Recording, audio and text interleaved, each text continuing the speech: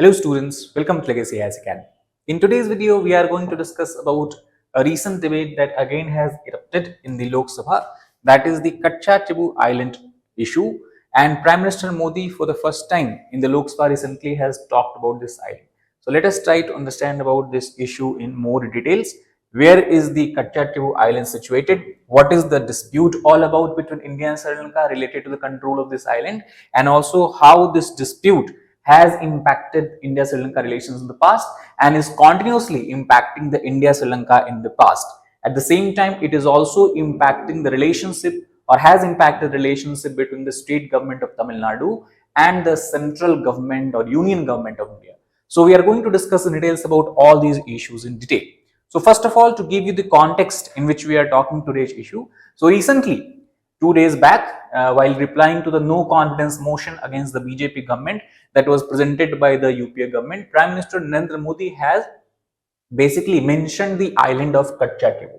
Why he has mentioned this island of Katchatheevu? He basically wanted to hit out at the UPA government, and while hitting out and replying to the Rahul Gandhi's remarks about the Bharat Mata, which has now been expunged from the Lok Sabha, PM Modi has said that it was the Indira Gandhi government that has ceded or given the Katchatheevu Island to Sri Lanka in the year 1974. He said that it happened under the leadership of Indira Gandhi. So that time when the Congress government gave away the Katchatheevu Island, which was part of India, wasn't that part of Mahabharati there? He was quipping and also was replying to the Rahul Gandhi's remarks. So in this context, first of all, let us try to understand that where is basically Katchatheevu Island situated. And also, if we talk about this particular debate, it is not a new debate. Before that also, for example, few months back, we have the visit of Ranil Wickremesinghe, who is the president of Sri Lanka. So before his visit, the Chief Minister of Tamil Nadu, M.K. Stalin, actually has written a letter to the Prime Minister Modi.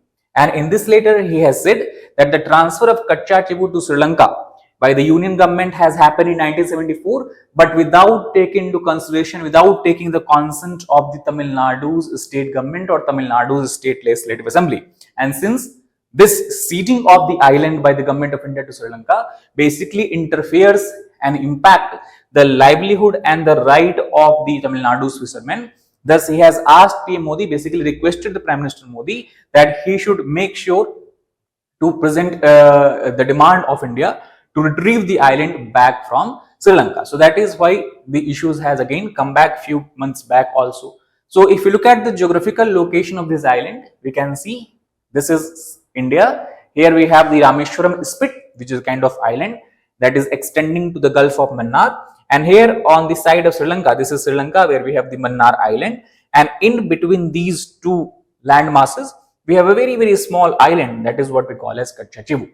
If you look at the overall size, it is not very big island. Overall area is only 285 acres, and also it is a kind of uninhabited island. No one is living on this island, situated in the region that we call as Park Strait.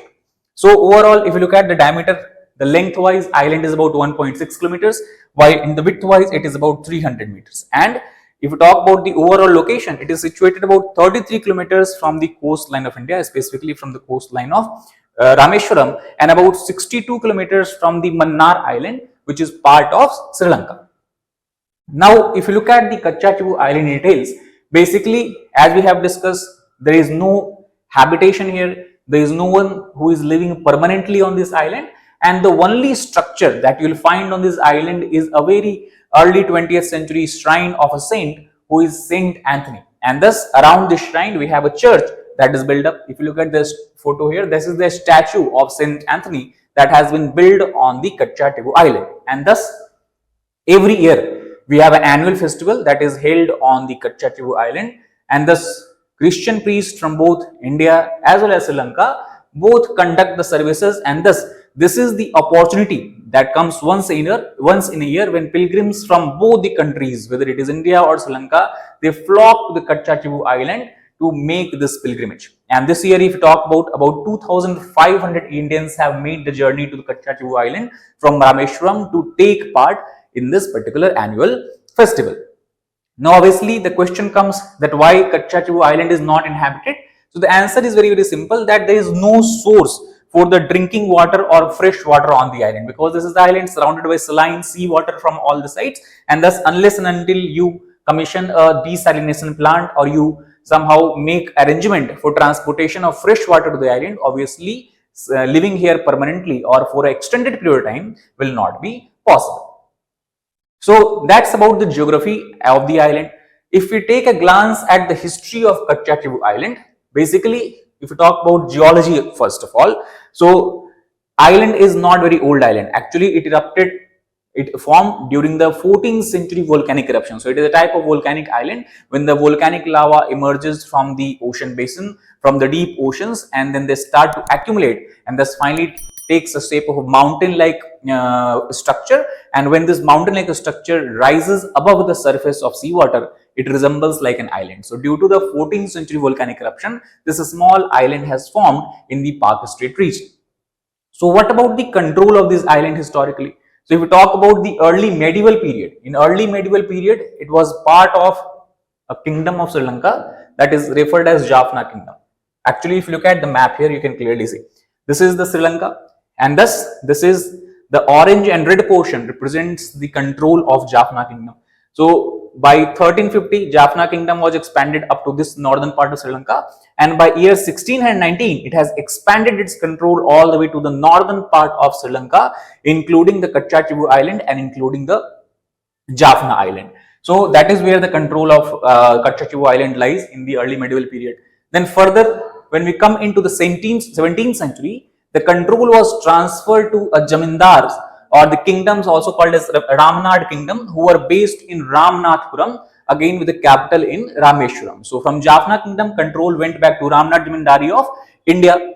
Then when the Britishers came to India during the British Raj, the Katchatheevu was made part of the Madras presidency. And thus further by year 1921, now both, since India and Sri Lanka are basically a colony of British Empire, so both India and Sri Lanka at the time basically claimed control over Katchatheevu in order to determine the fishing boundaries between India and Sri Lanka. Thus a survey was conducted, and when the survey was conducted, Katchatheevu basically was shown as a part of Sri Lanka. But at the same time, the British delegation who were participating from India's side, they challenged the survey and they cited the ownership of 17th century, when the control of this island rested with the Ramnad Jamindari, and thus they said that by that logic, by that historical regions, the Katchatheevu should be a part of Indian territory. So since 1921 up to 1974, the area was a kind of disputed, or the island was a kind of disputed territory between India and Sri Lanka. And thus in 1974, finally it was the government of Indira Gandhi when she decided that for once and all, she will settle the dispute between India and Sri Lanka regarding the control of Katchatheevu Island. And thus India and Sri Lanka signed agreement that is called as Indo-Sri Lankan Maritime Agreement. Now after the signing of Indo-Sri Lankan Maritime Agreement, as per this agreement, Indian fishermen were still allowed to access the Katchatheevu Island hitherto. However, there is a catch. Unfortunately, whatever has been the interpretation of the agreement, both by the Indian side and Sri Lanka side, they are not basically matching with each other.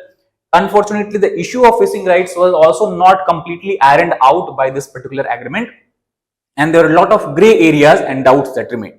Sri Lanka, for example, talking about this maritime agreement, says that Indian fishermen have right to access the Katchatheevu, but this right does not extend to go out and catch fishes around these island areas. This right only extend for the resting, for drying their nets, and for visiting the Catholic shrine of the Saint Anthony that we had discussed in the beginning without any visa required by the Sri Lanka.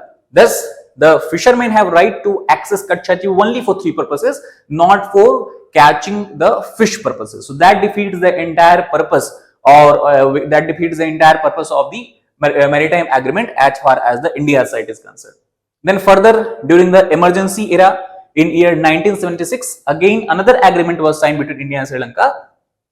And as per this new agreement, both countries barred each of these countries from entering into the exclusive economic zone or fishing into each other's exclusive economic zone. Exclusive economic zone is basically measured from the baseline. So for example, if this is the coastal region of India, from this baseline you can go up to 200 nautical mile distance, and that is the region that is called as exclusive economic zone of India.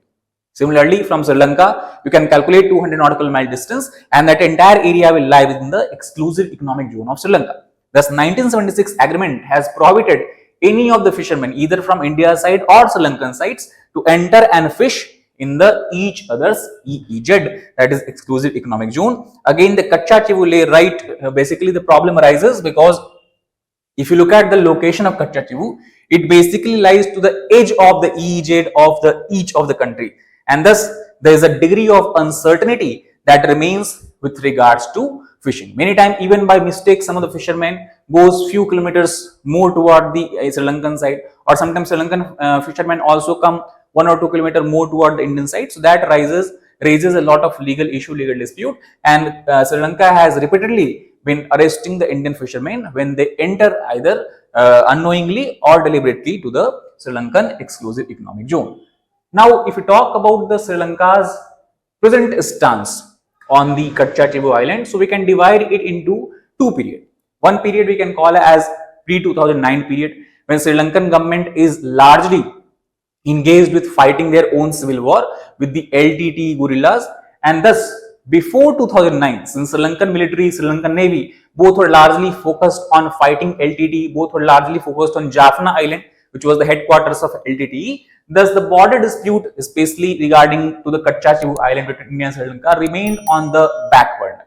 However, once in 2009, when the LTT chief Prabhakaran was killed and the civil war, the bloodiest civil war of Sri Lanka's history came to end, then Sri Lanka then focused back to the Katchatheevu Island, and thus Colombo beefed up its maritime defenses, beefed up its naval defenses, and turned focus to the Indian fishermen. And till date, the Sri Lankan Navy routinely keeps on arresting the Indian fishermen, and there have been many allegations of custodial torture as well as death as well. So the demand for Katchatheevu is revived each time such an incident happens, and that is the present case as well. Now, if you look at the position of the Tamil Nadu state government or state government of Tamil Nadu on Katchatheevu, so basically from very beginning in 1974, when India ceded away Katchatheevu, Tamil Nadu witnessed a lot of protest, and the reason behind this protest was very clear, that the Katchatheevu has been given away to Sri Lanka without consulting the Tamil Nadu State Assembly, and thus in this regard, the first development happened in 1991. This is the time when you have the end of we can say disastrous intervention of India in Sri Lankan civil war. Tamil Nadu State Assembly again sought retrieval of Katchatheevu and restoration of fishing rights of Tamil fishermen. Now see very clearly what they are saying about. They are not saying about granting new rights. They are talking about restoration of fishing rights. That means the Tamil Nadu government believes that historically Katchatheevu was a part of Ramanad Kingdom, and thus historically it is the part of the Indian territory, and thus part of the right of Tamil Nadu fishermen extends to this territory, and thus by ceding of this territory, a kind of injustice has been done to the Tamil fishermen, and thus they are asking about the restoration of the historical rights of the Tamil fishermen.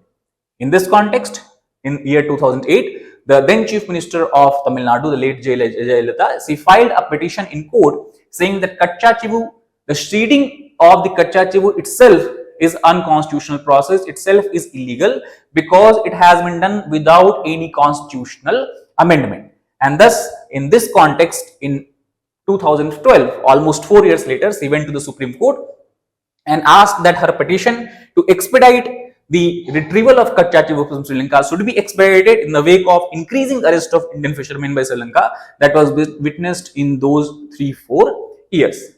So, what has been the response of the central government on the Katchatheevu? So, central government's response has largely remained unchanged, and the argument given is very simple, that since the island has always been under dispute, if you remember in the beginning we have discussed, since 1921, that is during British period till 1974, the island was a kind of having a disputed status. Thus, Union government says that no territory has been ceded nor the sovereignty of India has been relinquished. The ceding of Katchatheevu does not necessitates the constitutional amendment as per the provisions of the Indian Constitution. And even if we talk about the BJP government, current BJP government, the local BJP leadership of Tamil Nadu is very vocal about retrieving the Katchatheevu Island from Sri Lanka. But to talk about the national government, central government led by Narendra Modi, they have also done very little to actually act on the demand of the Tamil politicians. And actually there are also limitations because very little something this they can do. And in this context,